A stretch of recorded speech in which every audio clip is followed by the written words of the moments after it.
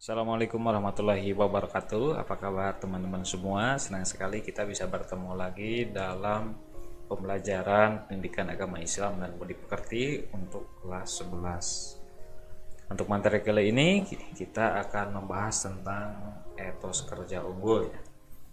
Nanti saya akan memberikan secara pengertian dan nilai-nilai apa saja yang terkandung dalam etos kerja unggul. Untuk itu, mari simak video ini dengan seksama. Mudah-mudahan ada manfaat bagi kita semua.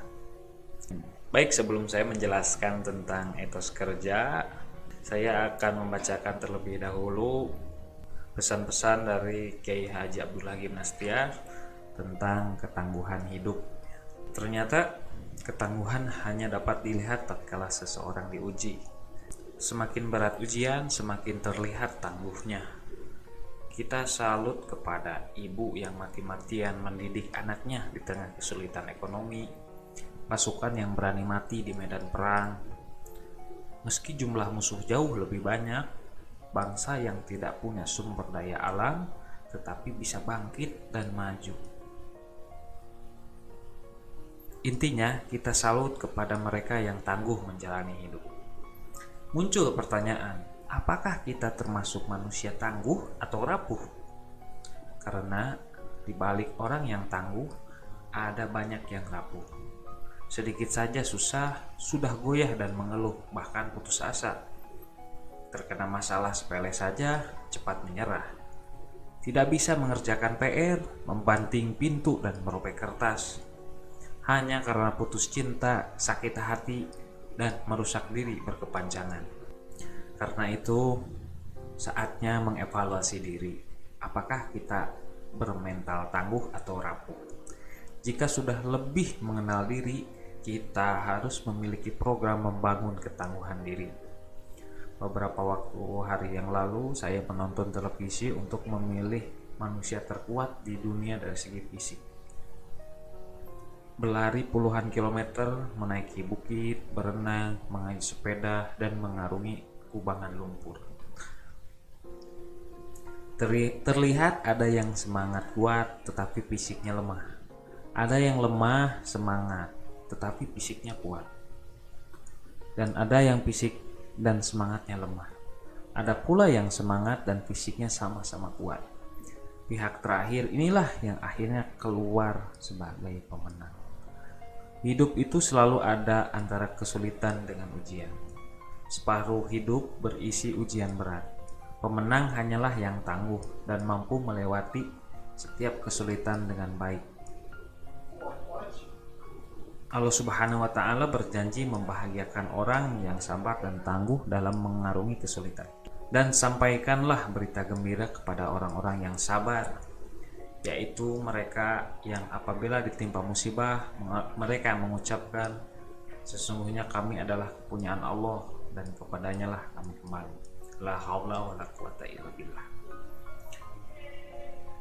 Al-Baqarah 155-156. Ketangguhan muslim tidak hanya dilihat dari fisiknya saja, tetapi seberapa kuat imannya.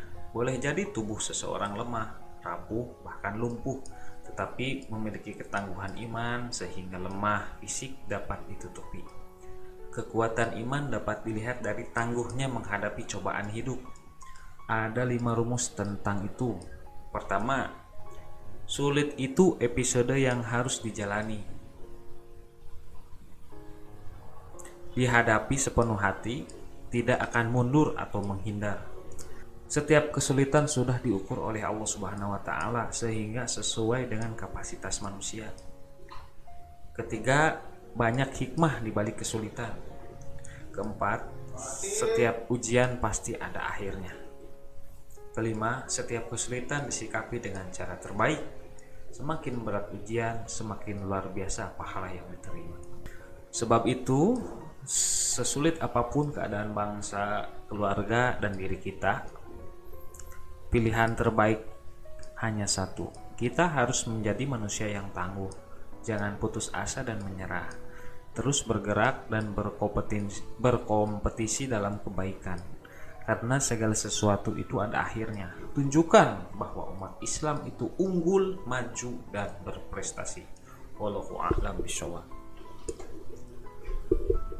Dari cerita, dari pesan-pesan Agim ini kita bisa mengambil kesimpulan bahwa setiap manusia tidak bisa lepas dari cobaan dan ujian, dan itu harus dilewati oleh kita semua.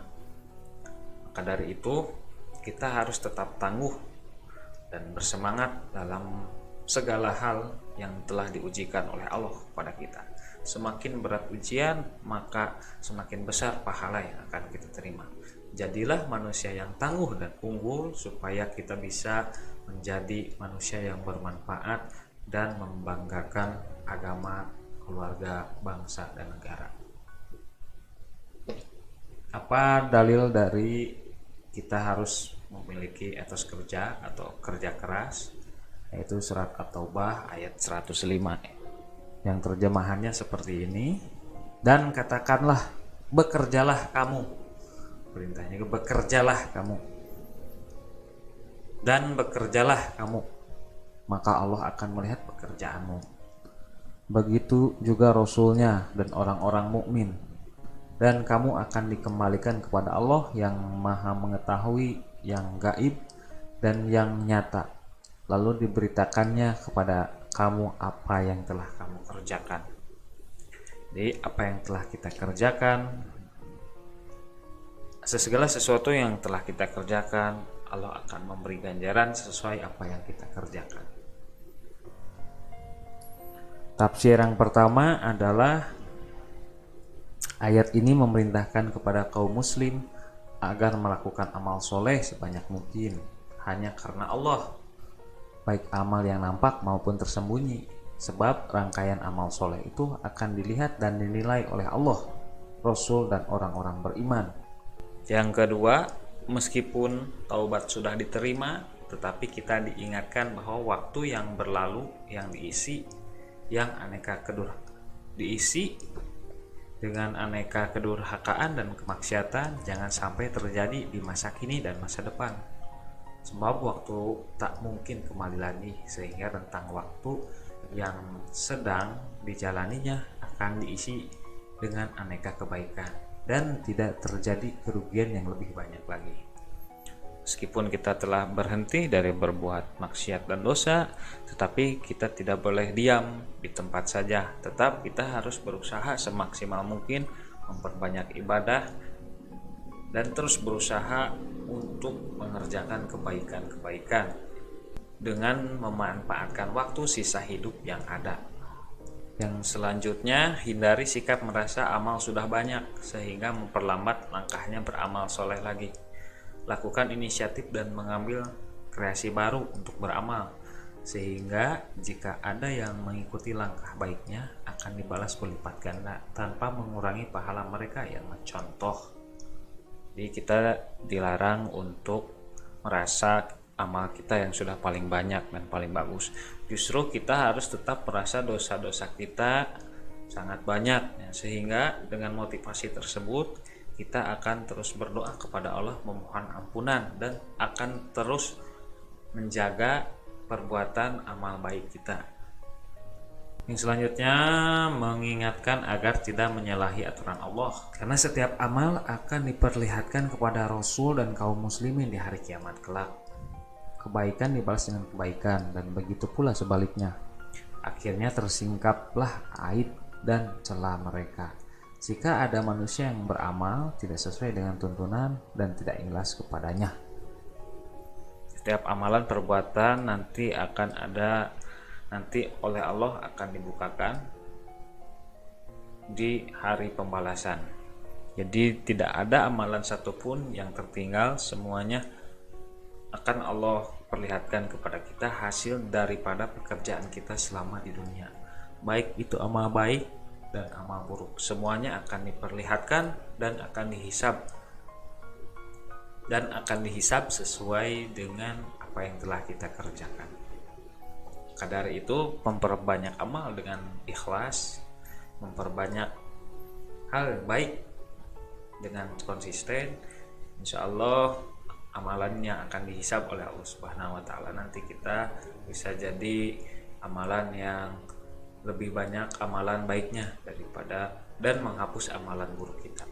Baik, selanjutnya setiap manusia akan dikembalikan ke dalam akhirat dan akan menerima balasan amalnya, baik dan buruk, sekecil apapun yang dikerjakan, sejalan dengan kadar keikhlasan yang dilakukan. Setiap perbuatan nanti akan ada balasannya, baik ataupun buruk. Walaupun perbuatan tersebut sangat kecil, tapi Allah akan membalas semua perbuatan yang telah kita lakukan. Dan perbuatan apapun yang telah dilakukan akan diukur juga kadar keikhlasannya. Apakah kita sering bersedekah itu ikhlas atau hanya sekedar ingin dilihat oleh orang. Allah tahu isi hati kita dan Allah telah mencatat segala amal-amalan yang telah kita lakukan. Yang selanjutnya, tidak merasa cukup dengan hanya melakukan taubat, zakat, amal soleh, dan sholat semata, melainkan juga harus melakukan semua hal secara maksimal dan unggul, sehingga umat Islam memiliki karakter berbeda dibanding umat lain. Itu tadi tafsir dari surat At-Taubah. Sekarang kita masuk ke pengertian etos kerja. Yang dinamakan etos kerja adalah pandangan hidup yang khas dari suatu golongan sosial atau semangat kerja yang menjadi keyakinan seseorang. Jika dikaitkan etos kerja dengan muslim, maknanya adalah cara pandang seorang muslim bahwa bekerja itu tidak hanya bertujuan untuk memuliakan diri, tetapi juga manifestasi amal soleh yang mempunyai nilai ibadah di sisi Allah Subhanahu wa Ta'ala. Jadi kita tidak hanya bekerja untuk sekedar urusan dunia, tapi pekerjaan kita harus juga menjadi investasi di amal baik dan memiliki nilai ibadah. Nah, nilai-nilai apa yang terkandung di dalam etos kerja? Yang pertama adalah yakin. Setiap orang yang mempunyai tujuan dan cita-cita, dia pasti yakin dan dia pasti akan menumbuhkan keyakinan terhadap apa yang dia cita-citakan atau dia tujukan. Dia akan melawan segala keraguan-raguan yang ada. Yang selanjutnya nilainya adalah memiliki sikap optimis, tidak mudah menyerah, dan siap menghadapi apa yang akan dilakukan. Tidak memiliki rasa pesimis. Pesimis itu tandanya banyak mengeluh sebelum bekerja. Yang selanjutnya kuat kemauan, keinginan yang sangat kuat. Yang keempat rajin. Rajin, ketika kita bekerja, salah satu nilai yang harus diterapkan adalah rajin. Rajin di sini salah satunya adalah disiplin terhadap apa yang kita kerjakan. Baik dari segi waktu, baik disiplin secara mengerjakan sesuatu, atau disiplin dalam mengatur porsi kerja. Dan selanjutnya berani dengan pertimbangan. Yang selanjutnya dermawan, atau sering membantu atau sering berbagi terhadap apa yang kita punya. Kita berikan kepada seseorang yang membutuhkan. Kalau dia membutuhkan gagasan kita beri gagasan. Kalau seseorang membutuhkan harta kita untuk menolongnya, kita beri harta kita sebagian untuk menolong orang lain. Itulah sikap nilai etos kerja. Salah satu nilai etos kerja. Selanjutnya bebas dari hutang, tidak bermental ingin selalu meminjam. Yang selanjutnya membangun jaringan luas, memperbanyak pertemanan dan persaudaraan, atau yang disebut dengan memperbanyak silaturahmi. Baik, terima kasih. Itu saja yang dapat saya sampaikan. Mudah-mudahan bermanfaat bagi kita semua. Dimulai dari pesan Kiai Haji Abdullah Nastiar, kemudian tafsir ayat, dan terakhir pengertian dan nilai etos kerja. Itu saja yang dapat saya sampaikan. Mohon maaf apabila ada kekurangan. Kalau ada kritik dan saran silahkan tulis di kolom komentar. Assalamualaikum warahmatullahi wabarakatuh.